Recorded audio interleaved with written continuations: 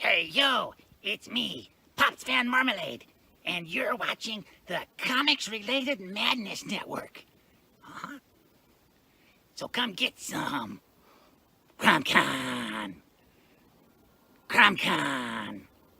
Hey, we want to shout out to our sponsors, Daytona Beach Comic Con. If you are a fan of comic books, if you're a fan of comic book conventions, and if you like meeting comic book creators and getting comics and comic-related stuff, then you need to make your plans to attend Daytona Beach Comic Con. This year's show is September 7th and 8th. Silverline will be there, so you should make your plans to be there too. We'll see you there.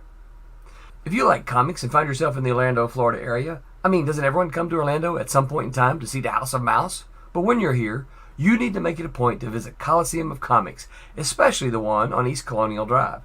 They carry Silverline Comics, even a limited edition Coliseum of Comics version of our comics. So, when you go, be sure to ask for Silverline Comics and tell them we sent you. OCD stands for Orlando Collector Deviants. OCD, Steve and Trish, they're a family of geeks who promote geek things, particularly those around the Orlando, Florida area. They're big supporters of Silverline, and we think you should be supporters of theirs too. Go give them some love. If you are an independent comic book maker and you need to get your independent comics made, you need to look no further than Kablam Digital Printing. They print our books, and they do a bang-up job. They're not only trusted by Silverline, but many independent comic book makers. Head on over to kablam.com and see for yourself just how easy it is to have your comic printed by them. And tell them Silverline sent you. Hi, this is Tim TK, host of That Silverline Show on Tuesday. Join us at 11 p.m. Eastern, 8 p.m. Pacific every Tuesday night as we discuss pop culture and the joys of making comics. Hi, I'm Barb Kilber, co-host of Silverline's Wednesday Wham. Join us each Wednesday nights as we discuss comics, literature, movies, and anything else that may catch our attention. I'm Roland Mann, and I host Silverline's Silver Sunday. Join me every Sunday at 8 p.m. Eastern as we make mine Silverline. Creating beyond calculation, beyond politics, and beyond the big two. Welcome, Silverliners, to the wonderful world of Wednesday Wham. I'm your host, Dean Zachary, and we're joined tonight by Barbara Kailberg, the Empress of the Inks, Rob Davis, the Paragon of Pencils.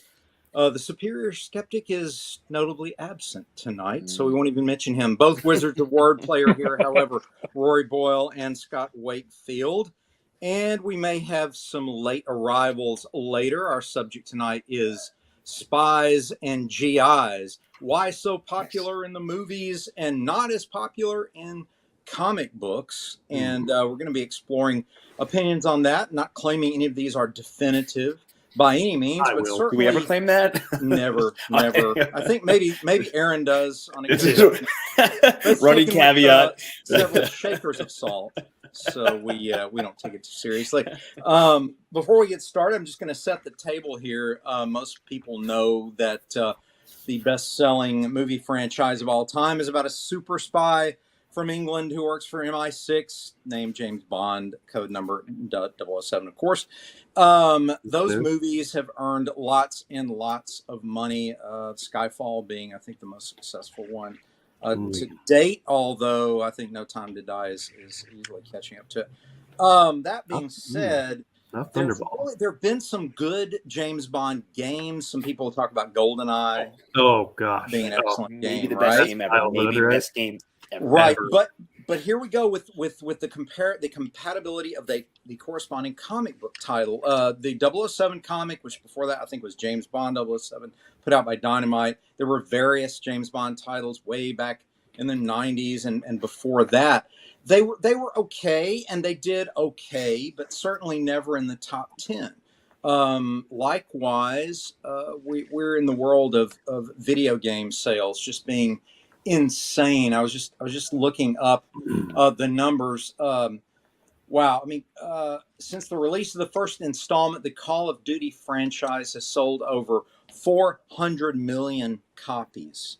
Guys, that's insane. I mean, right? That's and we're not incredible. talking a buck a plug there. We're talking like that's some money being made. Yeah. You know? And yet, while there are, again, some Call of Duty comics, I have done due diligence and looked them up. I think Dark Horse did a few. Certainly, we don't hear about them with huge numbers in the top 10. So I wanted to sort of venture into the why, the reasons that may exist for that. Scott, you want to be the first one to sort of step into the arena here and take a few swings at this question? My initial thought was when you proposed Spies and GIs, great though, great title, was that the lack of maybe special effects. But then, I mean, we got superheroes. Superheroes are the mainstay of comics, which is boom, kapow, kerblooey special effects. Right. So then I wondered, well, what other are they popular in another written format with zero special effects? Yes. Spy novels, espionage novels, intrigue, even based on real events kind of stuff. Those are huge. And those have, I think, almost always been popular. I mean, you've got all the Clancy now, right? Clancy, he did the Tom Clancy. He did the Patriot Games and all those Jack Ryan, right? Right. And all the James Bond novels, of course. Yes. I can't quite figure out why they wouldn't be popular.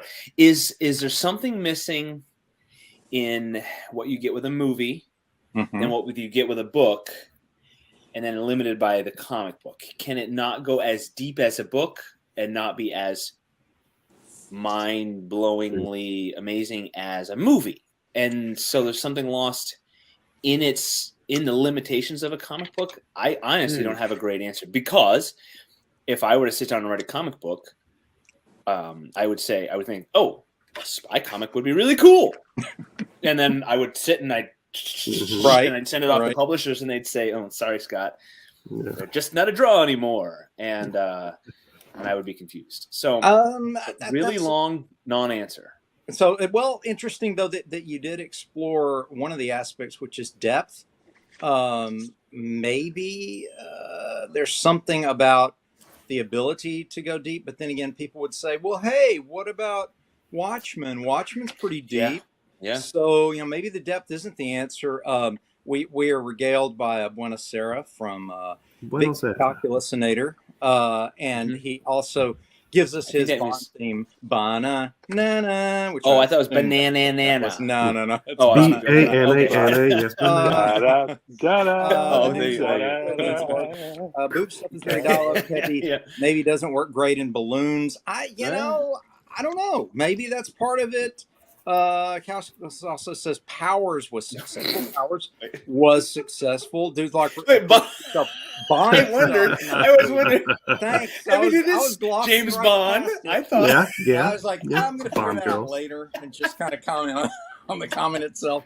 But no, good observations. I still don't think we hit on it quite yet. I'll wait till we get closer to the end to give you what my theories are. But I'm going to move along to Barb. I'd love to get your take on this. GIs and spies, why so much money in movies and video games and not as much in comic books? Your thoughts? Well, obviously they can't, and none of them can come close to spy versus spy, so why try? That's good. That's good. Good call. Good call. I like that. I love Excuse those. me I for love those little cartoons. Yeah, excuse me for my cough. It's not like there hasn't been successful spy comics. True. There's the Black Widow is a spy. Correct. Nick Fury was a spy. Even there was a spy genre for a while with Dick Grayson called Grayson. Okay. So they have, but they haven't been as wildly successful, and I don't think they come across from movies to books as well, because this current generation that we have now have become so used to having an adrenaline charge. These kids today, Get off my lawn.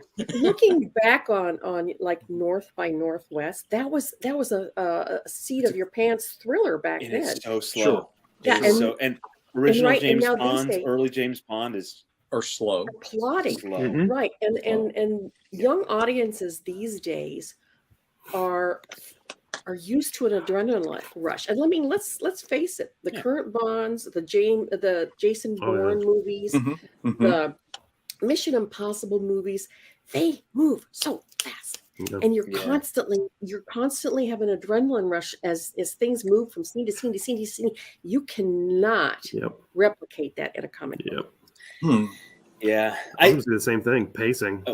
I will say, pacing. Or that's good because like I feel like because if it's novel, like North by Northwest, you had these huge panoramic scenery. You had attractive Cary Grant and all that sort of stuff, and and at the glamour, it was riveting at the time. So I get it. I mean, that can get old. But pacing now, you're right. Like some of those Bourne movies. I mean, I'm going back more than 10 years. One of them was just unwatchable. I thought the camera was just motion sickness. It was horrible. And I mean, let's face it, fight scene. Audiences these days have the attention span of a gnat. It's true. It's true. But perfect time to quote Calculusinator on this one. I feel like I'm being attacked right now. No, you're not being attacked. Just your generation. Yeah. Casino Royale. Casino Royale. Train scene with Vesper and Bond and fantastic because it was good dialogue. Repartee. It was the pacing, and I don't know, did we talk last week before something about too much dialogue like Tarantino movies? But I love dialogue. I think though if you can intersperse, you have the action and you have the low moments, and then in the low moments you still have the ups and downs and the backs and forth, and a dialogue can be good. You're right. It is tough. It is tough to keep people interested because you do have to have that explosion or that when gunfight. You're reading, it becomes an immersive experience when you're in the midst of a novel. A comic book, you're doing two things at once. You are reading, but you are also visualizing. Yes, and it's just.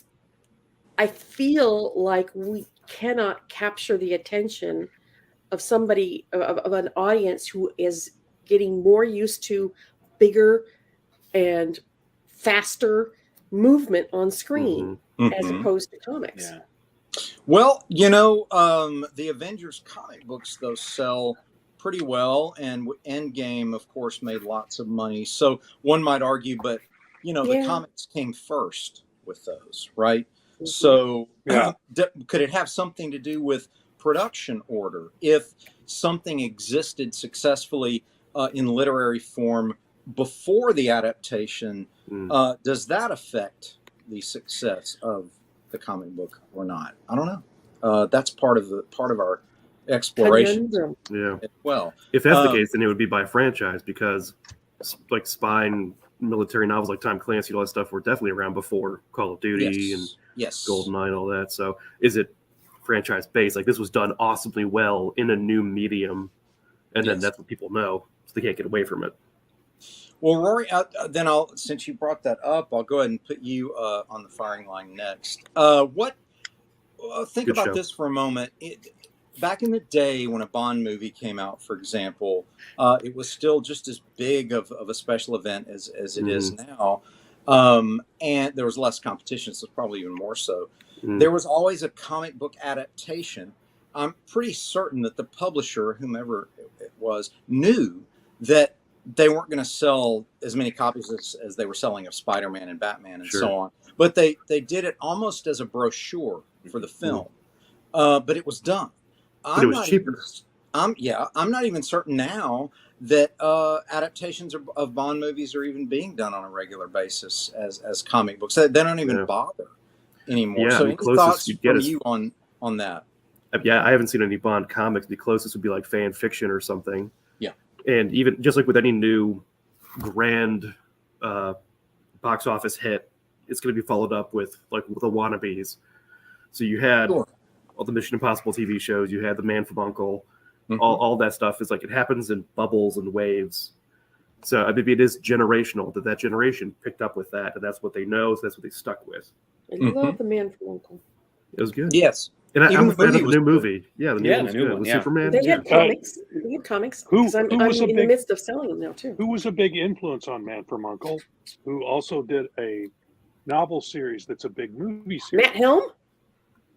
Ian Fleming Oh yeah, Yeah, helped yeah. absolutely. Makes build sense. The Man from Yeah. Uncle. He had a big Yeah. influence on Man from Uncle. Yes, I he believe did. People don't realize that he was actually in on the quote unquote invention of the I'm- Man from I'm Uncle. sure. I came we- across that and I went, really? And I Yeah. double checked it, and he really did. It's I stunned thought it was me. just an American knockoff, of James Bond. I didn't realize Ian Fleming was an integral part of its Yeah, he was creation. integral to it. Yeah. It's interesting, just a side note here with casting, that there's always a speculation. Well, who's going to be the next James Bond? Because Daniel Craig is pretty much out now, and all Oh, this. yeah. And Henry Cavill is still in the running. He's still in the top 3, I think. So Is he British? if you did see Oh. Man from Uncle, or even just look up Man from Uncle online and look at the stills of him. Yeah. He's Yeah. playing, I think, an American agent at the time. He's playing Napoleon Solo, I think. Mm-hmm. But he looks the part, and some people That even jawline, actually very, admit very that, Bond. he's basically auditioning for the Bond part Right. in that film. So that being said, that Man from Uncle comic book's right. I want to reiterate something here. The Guinness Book of World Records has actually recognized Call of Duty as the #1 selling first-person shooter franchise of all time. Again, there are some Call of Duty comics, but again, they're not getting numbers like Batman, Spider-Man, Sure. and Avengers, and all these things. And you just wonder, why that is. Do you have any thoughts, Rob, as far as just instincts, off the top of your head? What are you thinking when you think, why are all these money-making franchises, and yet the comics may be produced and created, but they certainly don't classify as top 10 comic books? And why do you think that is? Well, who's doing them? Who's writing them, and who's I think that's part of it. Is that it's going to take an artist and a writer who can bring something comic bookish to that genre that I don't think's been brought to it yet. I think Paul Gulacy and Jim Steranko brought a lot of graphic storytelling to that genre, and both of them did real well. One with Shang-Chi and Master of Kung Fu, and the other with Nick Fury, Agent of S.H.I.E.L.D. And you'll note as soon as Jim Steranko left, the book kind of drifted apart and collapsed. Agents of S.H.I.E.L.D. did. So I think what it's going to take is the proper creative team coming along and putting together something that just goes, oh wow, look at this. Right. I think that's what it's going to take. So, And like, you need a bridge or an on-ramp to Yes. next generation or another group of eyes. Right. Yeah, I think and what he's saying. Yeah, I think that's what it's going to take. I can't do it. I don't think I could do it. Yeah. It takes somebody with a certain. There's going to have to be, and it's hard for me to pin down what it could be. I think it's almost like capturing lightning in a bottle. You don't know when the lightning is going to strike. But if the right team comes along and does it the right way, I think it will. I think it could hit. I think so too. That's true. That's true of any genre, but I think this particular genre has a. If somebody can capture that audience, if they can get that audience's attention, I think it would be huge as a comic book. So, but that makes me think of like when Halo was still really big, and Top Gear did a review of the Warthog, the vehicle from Halo. I'm sure all these petrol heads were like, "What the hell is that?" And they watched it, and of course, it's Top Gear. So Jeremy Clarkson was hilarious when he was reviewing it. So I'm sure that brought in another couple 100,000 people just to buy the game to drive these crazy vehicles around. Part of it. Well, I think part of what I'm hearing from Rob is, creative team has a lot to do with it. And that may be part of the answer, because a lot of the adaptations seem like they were possibly rushed, because of Yeah. the nature of timing and getting the piece out. Are they usually passed off to like not the top tier team? Not always. Sometimes Not there always, are but- top tier, but the problem is the studios have to approve it, and the producers have to approve it. There's a lot of likeness issues, which Rob knows a lot about. Oh yeah. And so when you have He's been Hollywood, sued a lot. meddling, yeah, Rob's been saying no, unless you're not telling us things. Rob, have you been sued a lot for not having the right? How in debt are you? Likeness of Shatner? Did Bill call you up and go, "Hey, it doesn't look like me. It makes me look fat." I told that story about the comic book pages. I thought you were saying I told that son of a Heads bitch. pasted over. You remember that story?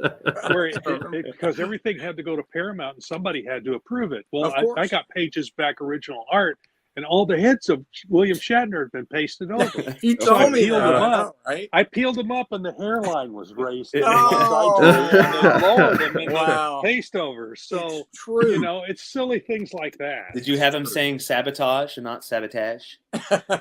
Sabotage. You say sabotage, I say I think we should sabotage. take this moment to publicly invite Bill to join us on the show Oh yeah. at any time that he has inclination. Bill, you're welcome And- on Wednesday When. Let's And record I a don't- new album. And I don't know that it was Bill Shatner that Rocket did it. Man. I'm thinking maybe somebody else thought, Yeah. well, Bill Oh, would yeah. be upset because the hairline's too high Oh, or my something, gosh. and they Maybe nixed no it hairline and now, change. It could have been. discussed So the, I don't know, but it's a great story. It We is discussed the audio right when he's recording for a comic convention. We discussed that one, and the audio engineer tries to have him do it again. He's like, "Well, why don't you tell me how to do it?" And this poor no, I'm sorry, Mr. Shatner. No, it was fine. No, go ahead. No, you do it. And he's such a jerk to him. I feel so Oh bad. my God. Look up YouTube the I'll have to YouTube that. I really Shatner will. I comic gotta find convention that. audio. Shatner It's so mock bad. coordinator or No. what- Why don't you tell me how to do it? You tell me. Comic Hi, Talk Pops. Pops Yo, says hey, hey, and Pops. I say hey, you back? Hey, Pops. So all right, so we've gotten several things. We've gotten creative team. We've gotten pacing. We've gotten speed and fireworks show from Barb about it's got to be spectacular. It's got to move faster. It's got to do this. Got to do that. Scott, your basic position was you didn't know, but what were you saying in terms of the exact reason you felt like that it just doesn't? Yeah, I feel like it can't match the visual sensory splendor of a movie, Okay. but then can't get the depth of a novel. Like you can't. It's hard. So comic books do what they do really great, but on Right. the other ends of they can't have you can't have THX. Right. Resetting your heartbeat with Right. the thumping bass, and you can't have, like Barb was saying, that nonstop action of a movie. But then You you can have also everything- Yeah, What's you're that? probably going the same way. You're probably With going the same. with a novel, you can really get into the minds of your characters. Immersive. You can spend a lot more time, and it's a different in-depth experience for the consumer. Comics, it's a weird balance because you're right. You talked about like Watchmen, and they're like some Silver Age comics, a lot of good dialogue, Mhm. and then that went away. I think it's coming back, and so allowing readers are wanting a little more meat to the words. Yeah. So that's a hard balance. So, but I think they lack what either ends of those options allow for, especially when you're adapting. Yes. When you're adapting something like James Adaptations Bond are never Yeah, spot on. They're always lacking something. And to carry on that gradient, livability of a video game, you're lighting up different parts of your brain. You're thinking more patterns, puzzles, tactical. Your brain's probably seeing things ahead of time before that you're even recognizing it. So to be able to keep that pace with a comic book, I mean, yeah, you could do it subtly in a comic book with certain color cues or ending a page on something similar every time to keep that pace, but it's different. Well, a comic lighting up different parts of your brain. I think that's a good observation. That leads me to the next stage, which is the connectivity and the participation in a comic book is passive, where in a video game it's more active. In a film, it's also passive, though. Right. Although So make a it's pop-up comic engaging- book. it's engaging more of your senses because you have audio, right? With the film, and you have themes for the characters, the Bond theme and all of that. You have multi-sensory effect that you don't have with the comic book. So that's part of it. But the overwhelming almost. And there's a rush to a movie. I mean, things with stuff is really fast paced. You can actually feel your heartbeat pick up. Yeah, of course. And you don't get that with comics. I hate nothing more than a dark scene of a movie, like where somebody's dying and it fades to black, and then just white turns to when they like, oh god, like Gandalf the white. My eyes. Yeah, I think that's a good observation too. The multi-sensory experience, the speed, the pacing, the excitement level. But here's where I'm going to go with this. I haven't heard anybody say this yet. Reality check, right? The reality of the spy movie, it's grounded mostly, not always, mostly in the physics of our world, the limitations of our technology, with few exceptions. It's usually slower. Yes, those types of stories that are limited to reality tend to work better as films, where comics tend to be a world where one goes beyond the limitations of reality. And I think there's a preconception in the comic fans, and I'm not saying that it's a prejudice that is either good or bad, but it just simply exists. When you walk up to a comic store and you're walking up to the shelves, there's something about it where you expect to be transported to a fantastic realm that is beyond even a spy novel or a military adventure. You want something that you can only get. You want a thrill that you can only get in a comic book form, which has an unlimited budget. It's only limited to the visualization of its creators. So maybe expectation of experience is too high. So if you walk in and you see, for example, on the shelf, side by side, right, you see a James Bond comic book, and then you see an X-Men comic book, and the X-Men are fighting some spectacular cosmic threat, or Superman and Batman and the Justice League are fighting some gigantic cosmic threat. You may lean toward those simply because I'm going to see something I've never seen before. Right? Does that make sense? Yeah. Where if you're reaching for the Bond book, you're going, well, I've probably seen everything in this because it's reality based. So what could I possibly see that I haven't seen before? Where reaching for the more fantastic stories, you're going to see something never before seen. So and that's when you wait for the Q scenes.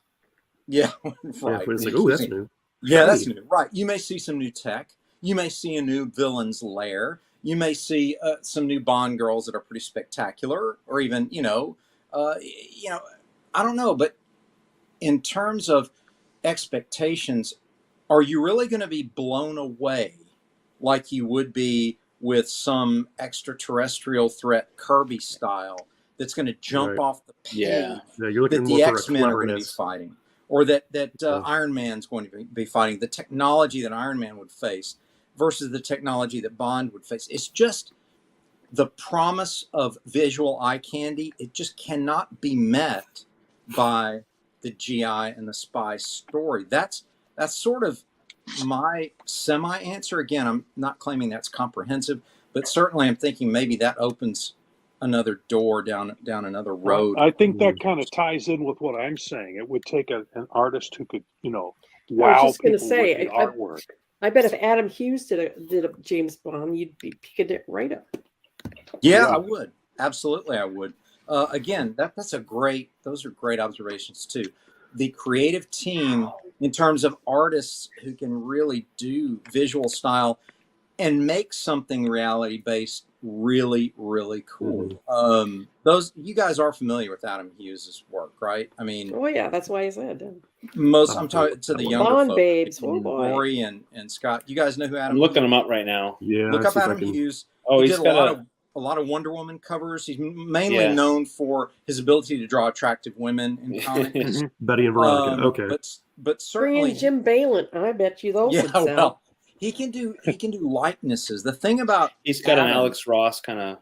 Yeah, well, not quite. He's not as shiny. Early on. His early stuff was for.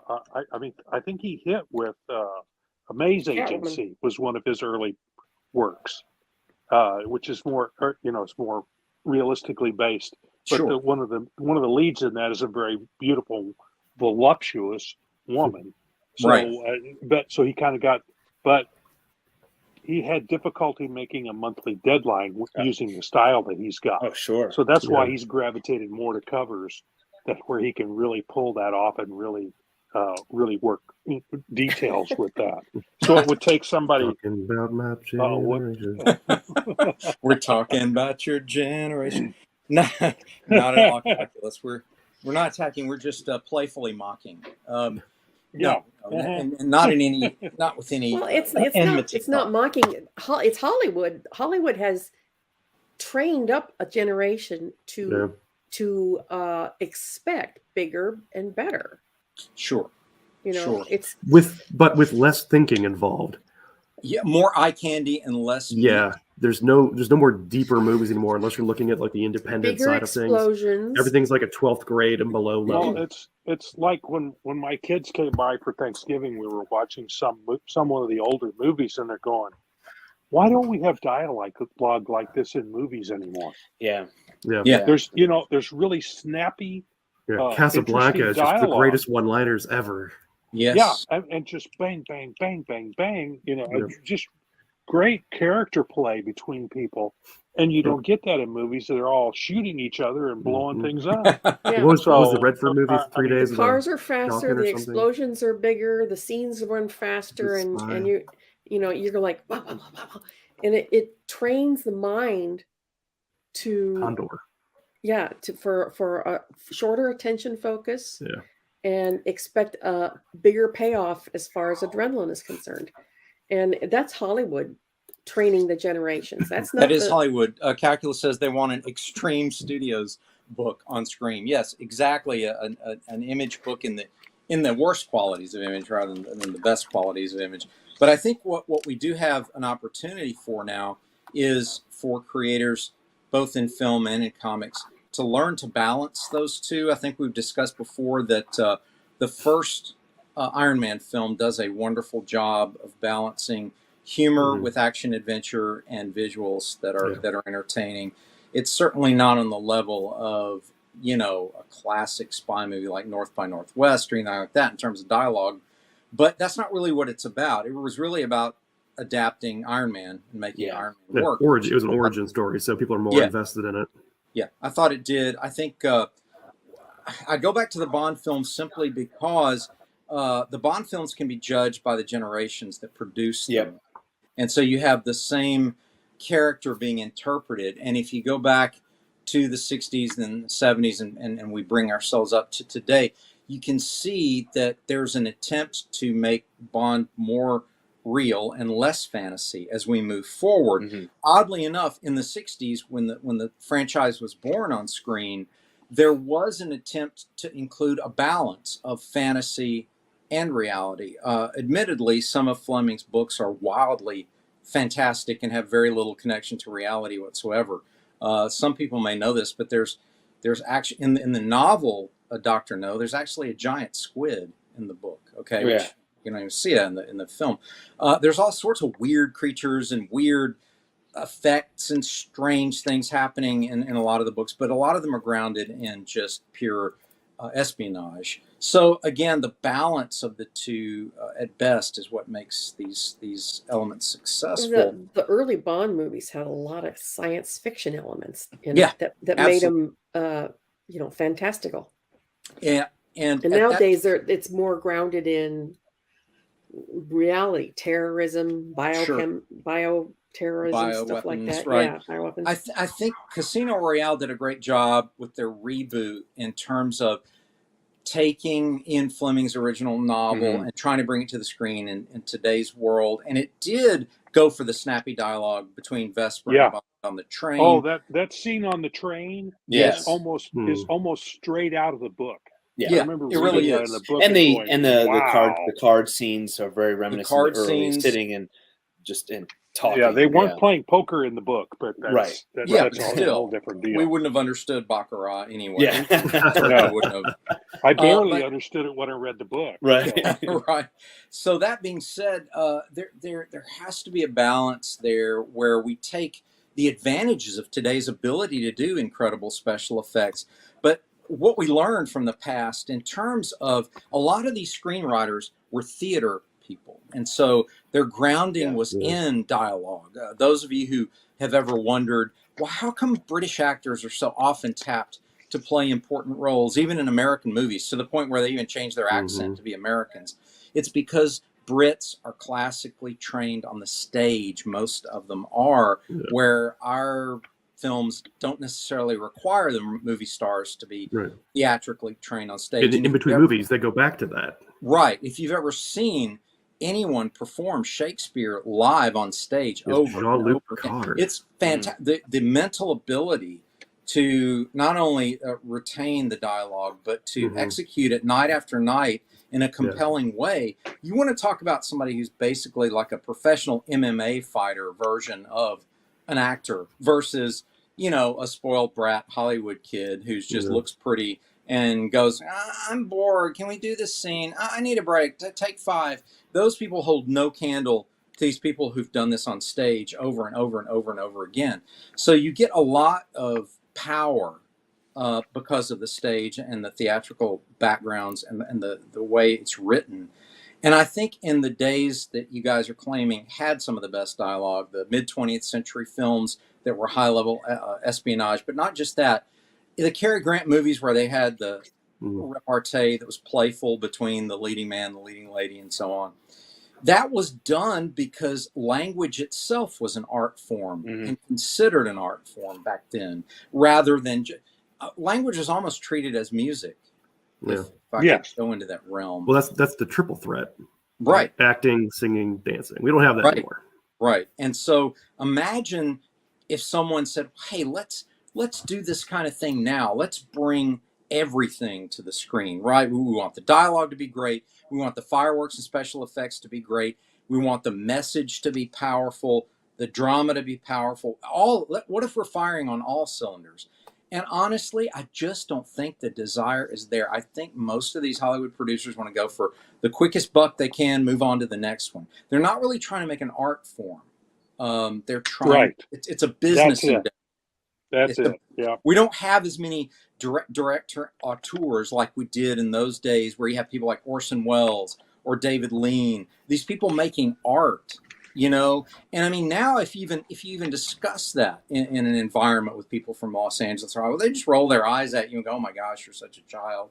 You know, why would we even want to make art? I mean, we got to make money, people. One of the best, I think, espionage movies that I've ever seen was 1990s. Hunt for Red October, Tom Clancy's. Oh, wow. Yeah, I think it wasn't fast paced.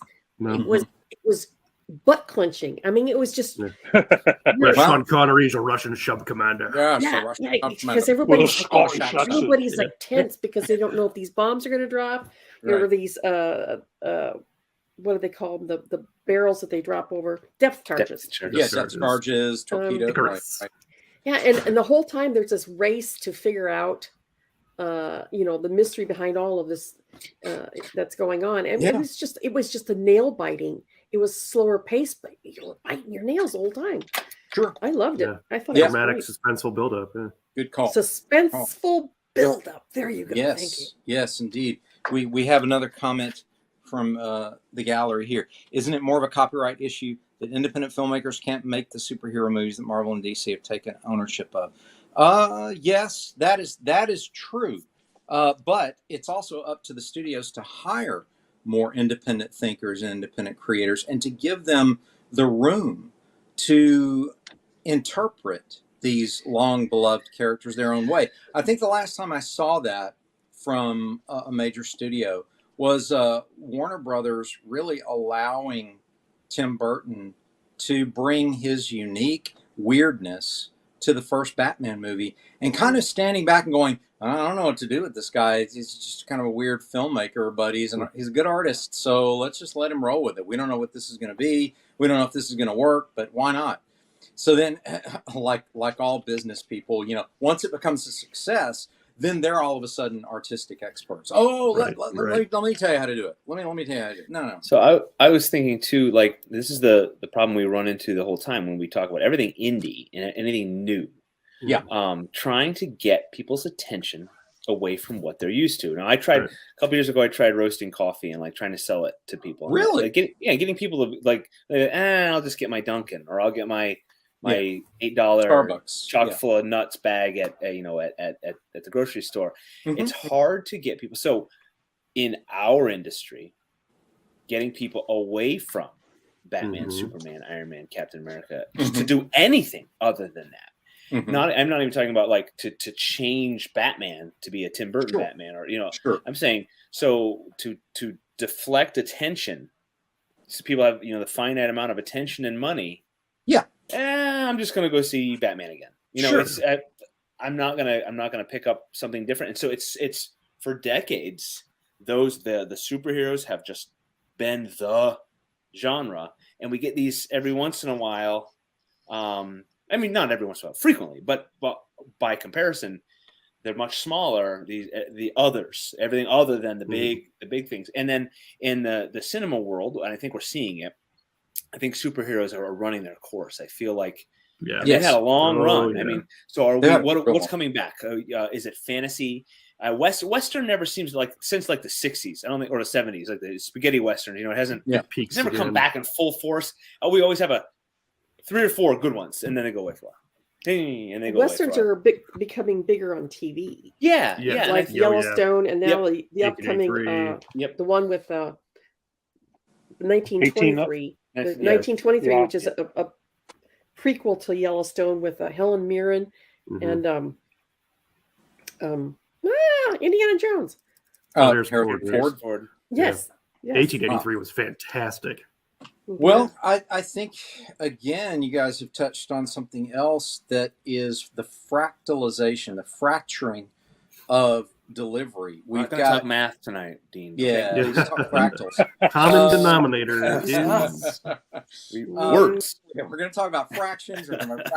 No, we're not. No, because I would quickly just descend into exponents. No, my eyes would glaze over you just in the corner of sleep. But that being said, I think you've got like the television now, where streaming entertainment and those platforms, you can tell these long sprawling stories in a way where the old-fashioned film had 100 to 120 minutes, unless you're Peter Jackson, then you made 4 hours.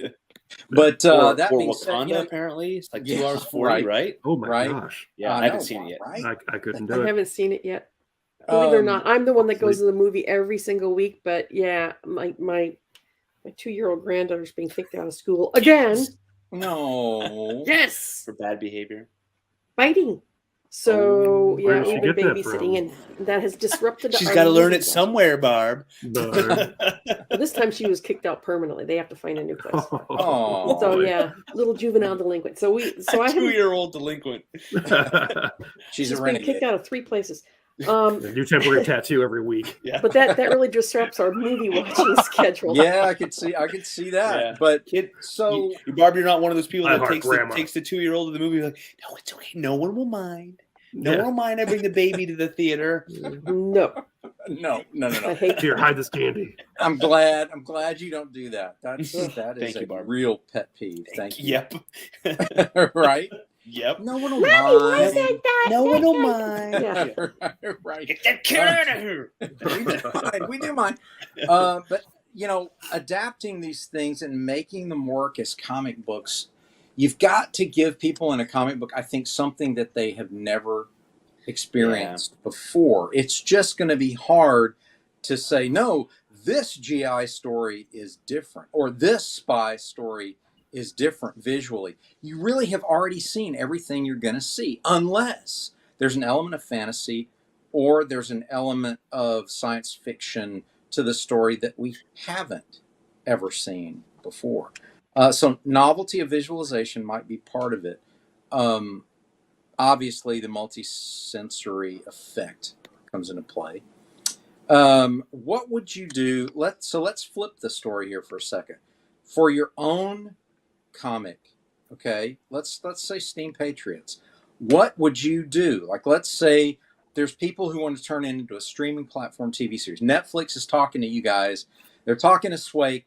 They're talking to Rory, and they're saying, "Okay, guys, we're going to do this, and it's going to be a multi-episode. We're going to do 12 episodes of Steam Patriots, and so you guys are going to work with us. We're going to adapt this thing. What are we going to do to make it stand out in a crowd? How are we going to make this thing really grab people's attention?" What would you say to them? What would you? First thing I say is don't listen to a word Rory says. Okay. Oh, next. I was just going to say, make it a musical, put Hamilton to shame. Well, 1776. That's another great. Yeah. See that I've thought about that. Okay. I try to write like that. Like that's how I write like movie like script, like I'm writing a screenplay or something. Yeah, that's cool. This is me. Mm-hmm. I like character driven story. I always go back to NCIS, and I haven't watched it in 10 years. I've seen, and it's been on for 100 years. But there's an equation to it. It's the same plot, almost every episode. Yeah, Barb, your granddaughter, the Door of the Explorer. Commentary. Yeah. She's gonna get Door of the Explorer face tattoo. Yeah, right. We just watched that yesterday. You say dead. Has anyone seen the Door of the Explorer live action movie? I never watched the cartoon. It was between our kids. You're going to bring that here? It's hilarious. It is hilarious. Is it really? It's really funny. It's a real for a kids movie too. Like it's got a lot of good, up here humor for adults. It was really good. The cartoon was between my kids. It was like age wise, it wasn't quite. And anyways, so and Roy and I have talked about this. We want a lot of character development in our story. We don't want of course we want big action. Yeah, we want explosions, and we want cool mechanical things and so forth.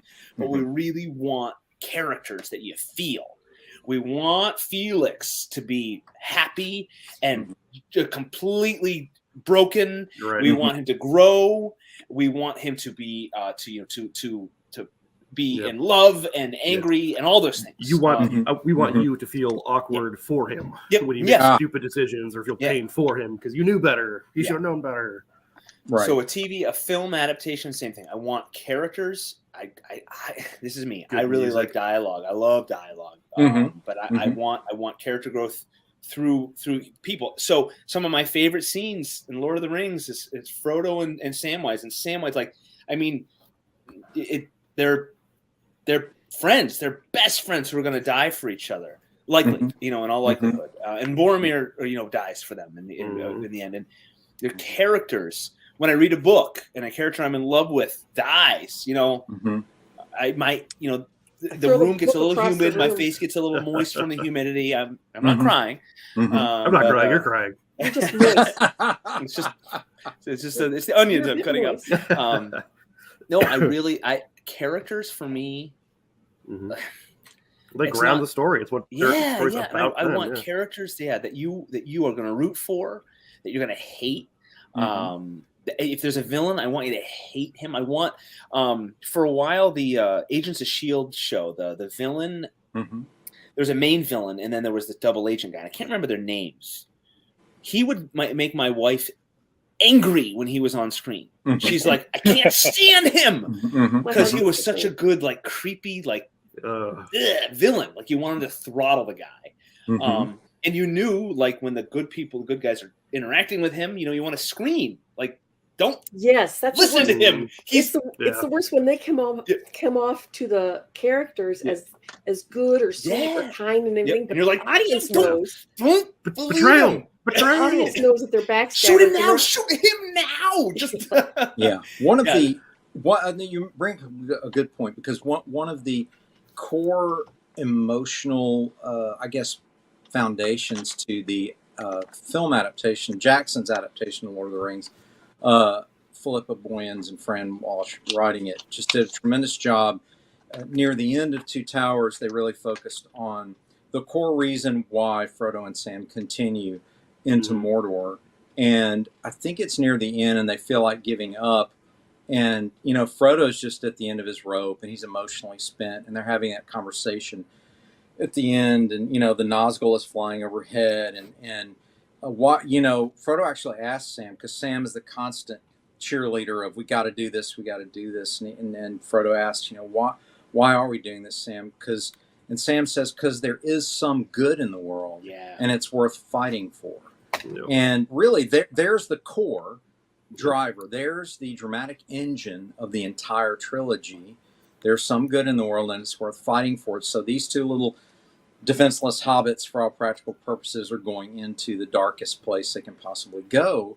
And from that moment on, you're with them. It's a great I do always like all the stakes. Everything's against the hero's story. I like that. If it can go wrong, it will go wrong. Yeah, I really like. That's the most fun. Yeah.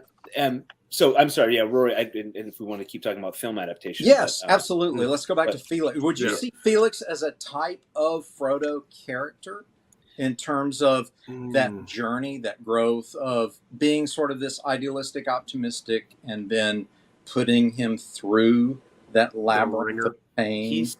Frodo is not. Frodo gets more of a punk, becomes a punk. You're right. Later, because it's part of the ring. He's influenced by the ring, and he's angry at everybody. Right. And he's like 50 years old, right? Well, he's like 50th birthday. Yeah. And our guys is like this prepubescent kid on his journey into manhood during the war, and so like starts being a know-it-all. Right. Yeah. So a little different, but I would say definitely has to have good music. Oh yeah! Wow. Soundtrack. Okay. Yeah. Good soundtrack. Because you could be influenced by this music that you aren't actively listening to. That's in the background of the scene that you wouldn't know is there until you like actually started like listening for it, like a real low note James. Dean and everybody who's watched all the James Bond movies many times. Some of the old James Bond, it's like James Bond movies. It's like we paid for this theme music. We're going to use it. We're going to use it at every turn, at every speed. He's walking through the hotel. GoldenEye menu speed. He's going to sleep. Yeah. But yeah, a good soundtrack. A good soundtrack. Absolutely. I've thought soundtracks before that have caught my attention. Oh yeah, I do attest that Star Wars would not be what it is without music. No, you're exactly right. A lot of the the Indiana Jones too, like that theme music. Yeah, Harry Potter. Yep. What it is. It opens and you have that feeling that right from the Star Wars, but that blast right at the beginning and right. I think that's good too. Again, we get back to the multi-sensory observation that music plays such a good part in not only bringing reality to a heightened sense of experience, but also can transport you. Because even when the screen's black and you're in the Harry Potter series and you see the Warner Brothers logo coming up and you hear the celeste or whatever the instrument is play the dun dun dun dun dun dun, dun and you know exactly where you're going and what you're in for. Same thing with the Bond theme. Same thing with Star Wars. Same thing. That was like opening a Game of Thrones. Like that music was. Yes, it's exactly epic. So again, a musical experience that equals the storytelling experience. So again, firing on all cylinders. What would you want to tell people if they were like, what is the main message of Steam Patriots besides the growth of Felix? What are you telling us about the experience of living through these characters? Because there is, I get a message from it when I'm reading it. Really? It's similar. Why don't you tell us what you get? We'll tell you if that's what we. It's very similar to. I'll jump on that. It's very similar to what I mentioned with near the end of Two Towers. It's the country is worth fighting for, right? And there is no payoff. There is no sellout that can force us to give up on this great, wonderful dream that is the United States of America. And that the name says it in Steam Patriots, but also the message of that first issue was that it just doesn't matter. Nothing matters now when your country's at stake. Without our country, we don't have the freedom to do anything that we love, and it's worth fighting for. And I got that from the very, very first. Very astute. Nice. Well, very nice. astute. Good. Well, hey, there's a reason I'm hosting the show, right? You know that. Secondarily, I think what's woven into there is that people have to be reminded there are still bad guys out there. Yes. That don't care whether you live or die. In their minds, they've already won. And was this for evil to win? All it takes is for good men to do nothing. Yes. Yes. Edmund Burke. Yeah. Yes. Yep. No, good observation there. So, Barb, what about you? You're talking to these Hollywood types, and they're like, we really love Divinity. We want to do a streaming platform version of this series and turn this into a series. And you're getting worried because you're afraid they're going to corrupt the content. And they're going to write you a big check, so that's taken care of.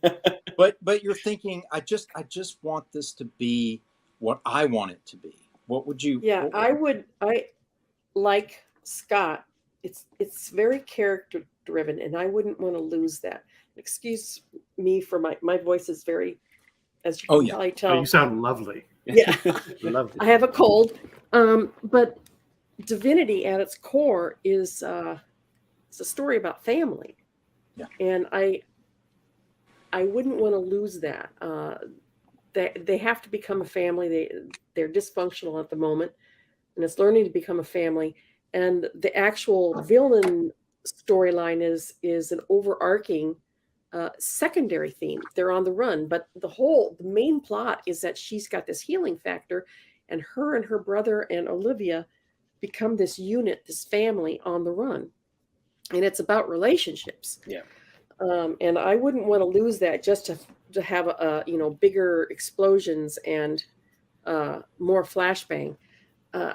I very much would fight to maintain that core. Yes, I do want the villain to be villain. And we see in Divinity, we cut to the villains. So we see what the villains are doing, which I think would be great TV, because then you're seeing that the audience is seeing the villain, and they can get ramped up, and then, run, you gotta run, they're right back, they're right there.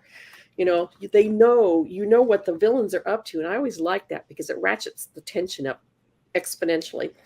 it does. I think your story would make a great either miniseries or like a Netflix series, because you're right. You got two great characters that have to spend a lot of time together, and you'd have other characters coming in and out of the story, seeing the villains. You'd have the chase scenes, you'd have the shootouts. But you have the dramatic healing. Yeah. Well, but makes me think of like the Green Mile. That weird magical mystical part of it was really like tertiary to the plot. It wasn't the plot. The plot were the great characters. You really felt for what's his name that was going to get executed. Ving Rhames. Ving Rhames. Yeah. Ving Rhames was the actor. Tom Hanks and Ving Rhames. Right. Oh, look at it. Was it Ving Rhames? Yeah. Was it? It wasn't Ving Rhames. Who was it? Wasn't it? Who was it? My daughter actually spent time on that set. Michael Clark Duncan. Yes, because he died. He died like last couple of years. But same voice. But Same voice. They really good characters. And then that extra that healing thing he did or whatever was not the main part of the plot, which I mean that's the inciting problem. That's why they want to grab Divinity. That's why they want to get her. But really, the story is them learning to be, work together. I haven't watched it. My wife watched it, and I'd catch bits of it. They turned the Hannah movie into a series. Oh yeah, I haven't seen the series. But yeah, I haven't seen this. Pretty good. Similar, from what I gathered, young girl. Older male helping. I don't know maybe it's her dad. It was her father, yeah. In the movie, it was her dad, but doesn't he die early in the beginning? I can't remember. That's got a great soundtrack. Talk about great soundtrack. The Hannah movie. But that German guy whistling. The Logan movie was like that. The Logan movie was like that. Yeah, the Logan movie was great because of the relationship between Logan and his daughter. Yeah, not because like a stressed but necessary. Relationship. Yeah. Classic. It wasn't because of the bad guys and the action. It was the real clincher for that was their relationship. Right. Rob, I'm going to put you in the hot seat for just a second here. You're the art director for Twilight Grimm, the series, and they're asking you like, look, you did some great work, and we want your input on what would you like the art director for the film, what would you like to see them do with the visualizations of Twilight Grimm? How would you like to see it? Is there a movie that comes to mind that you want it to look like, for example? Well, I want the vampire side to look like the dingier parts of Blade Runner. Okay. Mm-hmm. Very misty. Okay. There's Yep. a lot of fog, a lot of just that it's gritty, dirty, and just horrible looking. And I want the human side to be pristine and clean, like the Federation is in the Star Trek movies. Everything's clean, and there's not a scratch on anything, and it's just perfect. So setting the scenes in that way. Sure. The haves and the have-nots. Yeah, exactly. Now, as far as characterization, that would probably be something R.A. Jones would have to get into. But visually, they'd have to get the right actors to play the parts. Grim is supposed to be grim. He's there, and you know that there's some sort of backstory that you don't know all the facts for. It gets dribbled out as we go through. You can kind of guess what it is, but you don't know. So you have to have an actor who can play that inner conflict within the character that needs to be played. And the rest of the characters don't have near as much. I'm sure if we took the series further, we would find out more about some of the peripheral characters, but there's not as much depth to them in this first 4-issue miniseries. I don't know how we'd deal with that, but you'd have to cast all the characters properly as well. Right. Music would be real interesting. I didn't hear any music when I was doing the book, so I can't. I don't listen to music much when I draw anymore. I used to when I was doing it as a living. I would play classical music in the background, but I don't play anything anymore. No music at all in the studio. If you had some input, if they said, well, Rob, if you were going to talk to the composer, would you lean him toward a more contemporary sound where you're blending pop music into it to make it more relevant to contemporary society? Or would you go full 19th century romantic classical with the score? I probably want it more futuristic, like Vangelis's stuff for Blade Runner. Yeah. So especially if when you're on the vampire side. It could be a more classical and sweeter sound when you're on the human side. So you'd have to have that context going on with the music. That's great. You brought to mind one of my favorite soundtracks by Jerry Goldsmith for the film Logan's Run from the late 70s, which doesn't age well, but the music does. The music is beautiful in that he uses a lot of synthesizer for when they're under the domes of the futuristic city. But once they escape into the wilderness of Washington, which is in ruins by then, because it's far future dystopia, you have these sweeping themes that Goldsmith is so famous for in the Star Trek series. And there's a journey from the cold synthetic sounds, the electronics, and then we transform into these romance and romantic sweeping nature of being out in the wilderness. And so then when he returns to the city to tell everyone who's been trapped there their whole lives and they only lived to the age of 30, and they're like, there's a whole world out here if you leave all this and you can make your own life, outside of these domes. Basically a pleasure dome, for those of you who haven't read Logan's Run or aren't familiar with it. The idea is that he's a policeman who enforces a mandatory euthanasia rule that you live in a pleasure dome, everything you want is given to you, you don't have to work. The catch is that at 30 you go into a sleep chamber and you die, so that people can still be contained in these domes and live out their lives that way. Well, Logan is a policeman who ends up finding out that there's an underground escape crew that is helping people funnel out of these pleasure domes and live out their lives in the wilderness free, how they wish to, and live as long as they want to live. And so in typical 60s and 70s messaging fashion, you have the social commentary mixed with this epic grand escape from the prison of pleasure to a life of freedom and, committed relationships and children and living a more traditional life. And it was done beautifully in the soundtrack. If you ever have a chance, get online and just put in Logan's Run soundtrack, and you'll hear what I'm talking about, from the cold synthetic Pleasure Dome music all the way to the freedom and beauty. Yeah, it's also done in the costume design as well. Yes, because there's certain colors that correspond to certain things in the film. Yes, after they get out into the wilderness, their quote unquote uniforms that they wore inside the Pleasure Dome can't stand up to the briars and the burrs, and their costumes just essentially fall apart on them.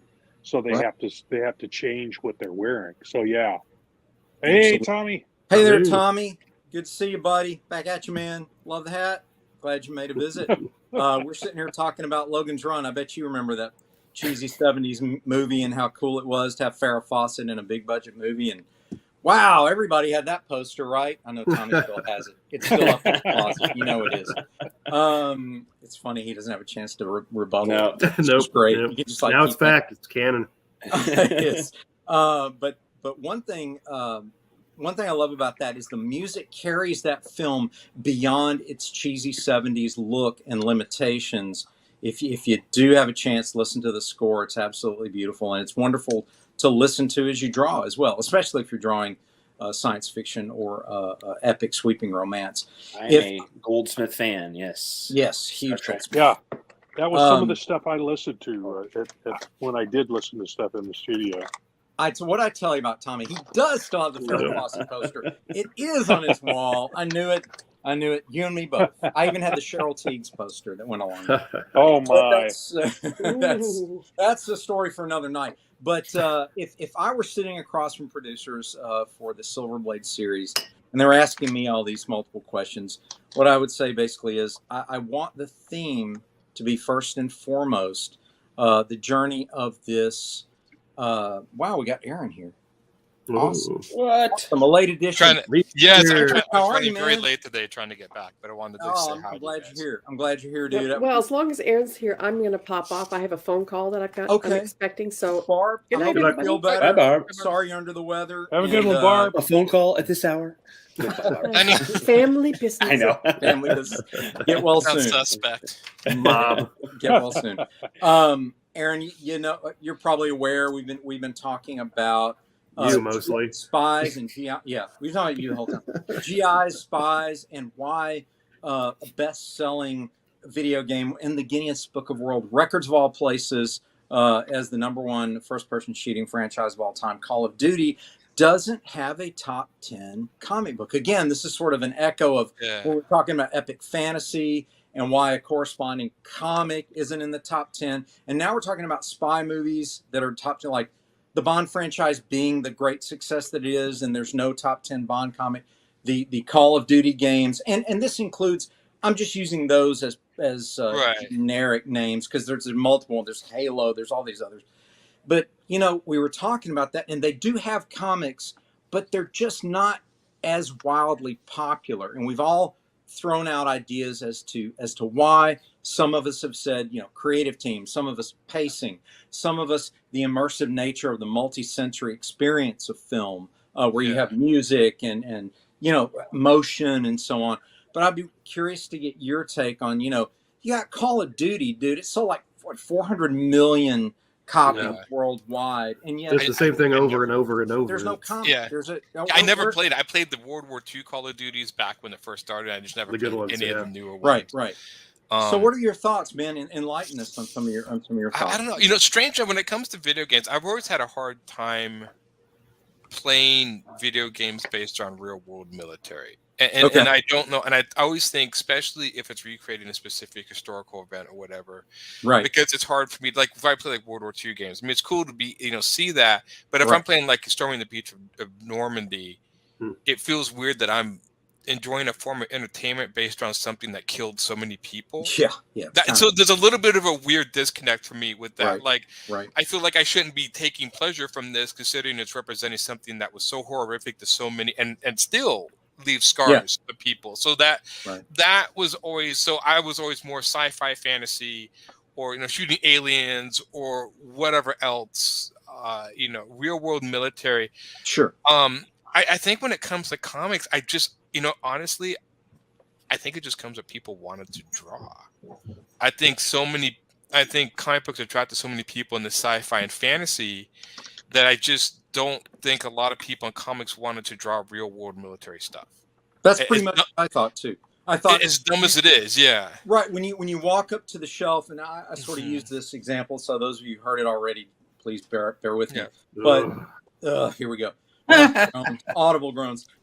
When you're sitting there and you're in the store and you see them side by side and you see a James Bond comic book or let's say a Call of Duty comic book, and then right next to it is this X-Men comic with some spectacular cosmic battle going on, and you go, well, the stuff in the grounded real world comic, I've already seen just about everything. What more can I see? Where you see the X-Men cover and you go, man, there's a good likelihood I'm going to see something I've never seen before. Right.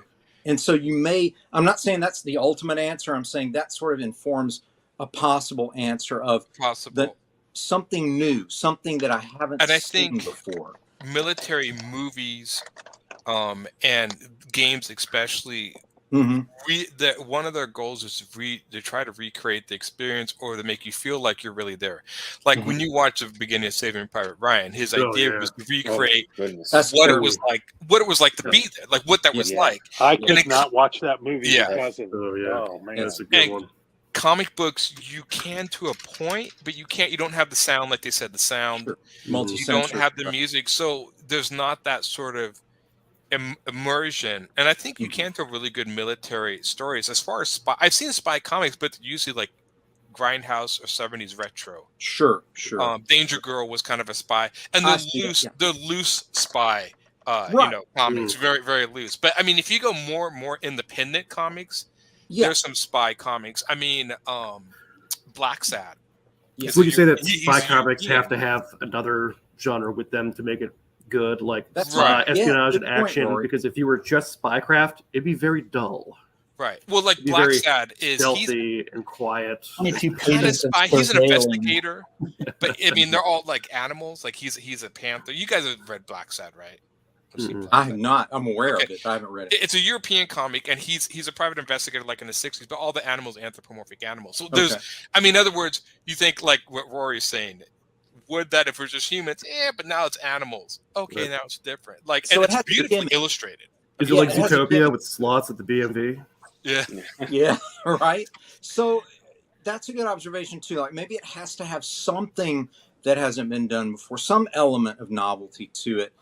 Because certainly spycraft, that's why I was hoping Tim could make it tonight. He had to work, but he was invited because he has probably the purest, and no offense to John Medic III and his Sniper and Rook, which is more fantasy spy, but Wolf Hunter is probably the purest just spy noir World War II thriller style that sticks to traditional spycraft and spy storytelling. And really, I wanted to just congratulate Tim on just ignoring the marketplace and just doing what he thought was cool, because there's something cool about that to me. Just ignore whether it's going to be popular or not. Don't who cares? Just do what you want to do with it. And I respect him for doing that. I wanted him to get a chance to talk to us about it, but maybe another time. Yeah, because go ahead. I was going to say another good covert action is. Okay, Liz. Yes, I was gonna bring Brent in. How come this isn't signed with this? Right, so that would be more like overt action. Overt action. Right. So, what's your take on? I mean, you heard a little bit about what we talked about tonight. I'd love to get your take on. Here are all these, $1 million selling game franchises and multi-million. Top Gun Maverick. $1.5 billion worldwide. Where's the Maverick comic? Where is that? And why is it not out there? And what your thoughts on stuff like that? Oh, that's a big question. I mean, now if you're really going to look at pure numbers, I mean, there's a reason why Maverick was so big. It was because of Top Gun. Sure. Which means it was because of Tom Cruise. Right. And it was about frankly, a movie that hit what they call the 4 quadrants, which is every audience member alive. And it hit not only that, but it hit a multi-generational thing too, because you had boomers, you had Gen X, you had Gen X's kids, and they all loved it. I mean, there's that movie, and it was good, which was, I mean, kind of blew everyone's expectations. So that's why Maverick made so much money. Did you guys ever notice that Maverick actually copied the plot of the Star Wars Last Hope? I always thought that was funny. I'm sitting going, does anybody, is Maverick going to use the Force or some stuff? Like, what's going on? Yeah, I didn't care, but yeah, the power of Scientology, I think, is probably what I know. But Scientology. But why? But that's the reason. Throw away the rule book, Luke. Yeah. Throw away the rule book. What about? But why no top 10 Maverick style comic book? Is it the multi? For that reason, there's no. I mean,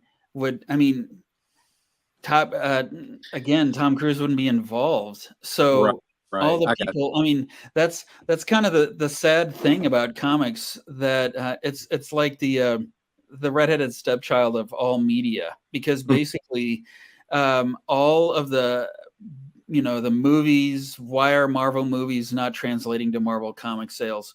Because people go because they love seeing Robert Downey Jr. and they love seeing, the Captain America they saw as a kid. But that doesn't mean that they love comics. So it hasn't been a straight translation, which would be the same thing if someone came out with a Maverick comic book. People would be like, well, if they love the movie, they'll love the comic. Actually, no. They'll be like, I saw the movie. Why would I want to read a comic? So the best comics, I think, are the ones that don't necessarily rely on an outside intellectual property. They come up with a high concept that can stand all by itself. So like, I'm looking at Scott's background. If we said, okay, so what if the Revolutionary War was fought with entirely new technology? I mean, there are people who would buy the comic just for that. They wouldn't. Can you send them our way? There's word. They wouldn't need to have a movie tie-in. I mean, you do pretty well at cons. I'm impressed. To run with it. And so, like, Tim's Wolf Hunter series is cool in part because, for one, there's not really anything else like it out there. So that is its strength. I think another thing too is you can't, using Maverick, and this is also something that goes in comics, you can't recreate that sense of speed. I mean, let's face it, part of the Maverick movie is the fact that you felt like you were in a plane flying around. So there are certain things that translate well. Strangely enough, even though Spider-Man started in comic books, I got more of a sense of how this character is supposed to move when I saw him in movies and video games. Like from the comics, I kind of got it, but when I saw him actually doing it in the movies, like, okay, so that's how this guy's supposed to move. Like he's supposed to how physiologically can the body do that? Right. There are certain things, but like even Star Wars is one of those, like the spaceship battles are always going to be more exciting in motion than on a static page. Yeah. And unfortunately, you just get, and there's also that investment of effort. In other words, it's much easier to sit down and watch a screen move before you and give you it than reading a comic. We have to put effort into reading it. As dumb as it is, man, the hardest thing you have to combat is people's laziness. I know that sounds stupid, but it is true. So true. What is the easiest common denominator for me to get this information with zero effort? And movies are like at the top of that list. Absolutely. Video games are too. The talkies. Yeah, I remember reading. This is probably like 20 years ago. There was a Wolverine storyline that came out, and it was after the Matrix. And I remember that Marvel tried to sell it as it's like the Matrix in comic book form. Oh wow! It was just Wolverine versus a lot of thugs. And the thing I kept thinking about was this is nothing like the Matrix because the Matrix is a movie. I go to Bullet Time was revolutionary. And I can't read a comic book and try to simulate a movie-going experience. It's a waste of time. Yeah, very true. Very true. Before we run out of time, I do want to get you guys to take, because we had a blast talking about what if we were sitting in front of Hollywood producers and they took our own title and we were trying to translate it. And Brent's going to have a very good answer to this because he's actually from that world. But I want to get Aaron's take. Like, they want to make Godlings into an animated series, and they're talking to you and they're like, look, we're going to do 8 episodes of this. We want to summarize it and streamline it down. What's the most important element that you want to retain from the original story? And strangely enough, it's weird. I'm like probably like a lot of you guys. I never really saw my stuff in animated form. It was there was a lot of stuff I did in that book that works within the book. If they had to translate, the one thing they would have to get, and there's no ifs, ands, or but, is a philosophical backing. They cannot undermine the philosophical take on what I'm trying to talk, but they can't dumb it down. That's number one. Yeah. Beyond that, I mean, some of the action and stuff, but again, and I this is what I understood. I'm not the biggest fan of Alan Moore. I know a lot of people are like, oh my God, Alan Moore. I just not. But I understand why, like with Watchmen and stuff, why they didn't completely translate the movies. I mean, when you see Watchmen, I mean, it is a good movie, but there is still something missing that comic books can do that. And I do think it's a switch in mediums. Yeah. So I kind of get that. And I feel that way a little bit about Goblins. Not other books I have, like other stuff I've done, yeah, but Goblins would be one that you'd really have to sell me. Yeah, and that's why I picked it. Because do it. Yeah, there's Amazon is working with a Japanese production company to do a movie called The War of the Rohirrim, which it tells the story of Helm's Deep, a couple hundred years before their events of Lord of the Rings trilogy. And I found it interesting that they chose the story of Helm Hammerhand and the Rohirrim. But again, it would be something where I know you would want them to stay true to your philosophical take on the characters, and probably even, give you some sort of script approval, which of course, that's a dream come true. That never happened. I would be very hands-on. It would be, because that's my biggest, most things I've watched this. You can look this up. There's a documentary about stupidity. I swear to God. I think it's called Stupidity. It's very fascinating. Okay. But they were talking about the idea of, like, certain terms of stupid. I've seen it twice, but they talked in and they said, look, almost all media that is presented to adults is written to an 8th grade. I have heard this. Yes. And that is what my biggest fear is with Goblins, is you cannot dumb it down to an 8th grader can get it. Right. I don't want you to do that. And this is sometimes why I have such a problem myself trying to find movies and stuff to watch, like even the more popular things, because I just want to be more engaged with thoughts and ideas, but it's like people are idiots, so we need to make stuff for idiots. And I bet you love, you know what? I bet you loved Stanley Kubrick's 2001, because that thing I still love that movie because of the ambiguity of it and the artistic nature of it, and just the fact that it's a piece of art. It's not commerce. That is a piece of art. I want to segue before we run out of time to Brent. They're sitting down. They're like, we're going to make Kalis into a movie. We've written you a giant check, so that's taken care of. But what do you... Now remember, it's not the amount in the check. It's just the check is physically... It's a giant check. Giant check. $12. They paid him the big bucks. Big bucks. So what's your biggest concern, and I know you've actually dealt with these people. So what's your biggest concern for the adaptation to be what? Well, first, I should say my screenwriting career has really been overblown. I have not. Oh, don't sell yourself nothing short. You've said is technically accurate. I have sat down with people, but no one who's really important. But I'd actually want to. Okay, first I would say, can I be an executive producer on the show so that I can control things? But I'd say I'd want 2 things. See, I know how Kalis ends, and it still makes me smile when I think about it, because it's so big and frankly so cool. So I would love to keep that epic scope. Like in this story, this guy coming back from wherever he was is going to change human history. I just love, like, whoa, this is where it all happens, people. And if they said, instead, can we just have Kalis be about a guy who's homeless and he has superpowers? That'd be cool. I'd be like, I don't think so. But I'd also love to keep intact just the whole idea of this guy who's out of time. Like Steve Rogers, they played around with that a little bit, but they had to get on to the good stuff, so they kind of just left it behind. So when he's saying the internet is so helpful, it's a great line. It really is. But what would it be like to day in and day out be surrounded by people who you just do not understand because you were born at a different time? I would love to explore that, because there's some real world resonance as we're seeing generational rifts created around the issues of the day, and people falling in line behind political viewpoints because of the people they grew up with and how old they are. And I feel like that's just rich material to look explore the world we live in, but maybe in a fun way. So the man out of time, who gets to do cool stuff. Yeah. I mean, they kind of did that a little Back to the Future, the second one. They did that a little bit. Much more in the comics. Captain America does that, and I wish there was a lot.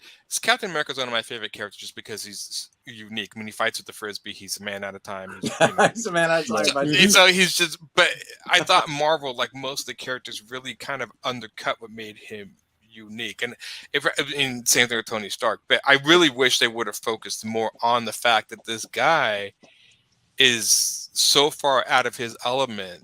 I mean, they just made it jokes like, I don't get this reference, I don't get that reference. But I mean, it's more the fact of like, all the people he knows are dead. Yeah. Or dying. He has, been catching up. His ideas and values are outdated. Right. Which in the Ultimates comic, which a lot of the Marvel Universe initiative was based on the Ultimates, they really Mark Millar focuses on that sort of like, he like I wanted to see, I think it was Ant-Man was domestic abuse of the Wasp, and they got in a fight, and Ant-Man like sent a bunch of ants that hurt the Wasp or whatever, and like they were trying to figure out a way to do it, and like Captain America just basically goes and finds Ant-Man in a bar and just kicks the crap out of him. Those old values, right? Which like that, I really I was like, okay, that makes sense. He would do that. Yeah. And so, but in the movies, they kind of blow it over. That again, that was my problem with a lot of the movies. I like these characters, but they undercut completely the Hank Pym, his mental instability. They completely cut that out. They did. There was a lot of stuff. Tony Stark's struggle with alcoholism, completely cut that out. Right. Which again, it was hinted at, but it was hinted at. Yeah. I like that too. I like Brent. I like the fact that you want to keep the core up about him and about what it would be like to experience. After being gone. There's so much that you could choose to play around with. Like even today, like the question, if there was a Captain America today, how would he have felt about Vietnam? How would he have felt about World War II and how the greatest generation was elevated, but now it's being hammered because of its civil rights inaction? Right. I mean, just there's there's a lot of rich storytelling. You can do with that historically. This is why I've always like, even when it comes to time travel, you usually find time travel stories where the person from the future goes to the past. And then so the person in the future knows more. He has the upper hand. But I've always liked time travel stories when it's the person from the past that would go to the future and be completely out of his element. There are out there, but they're very rare. And I always thought it was more interesting.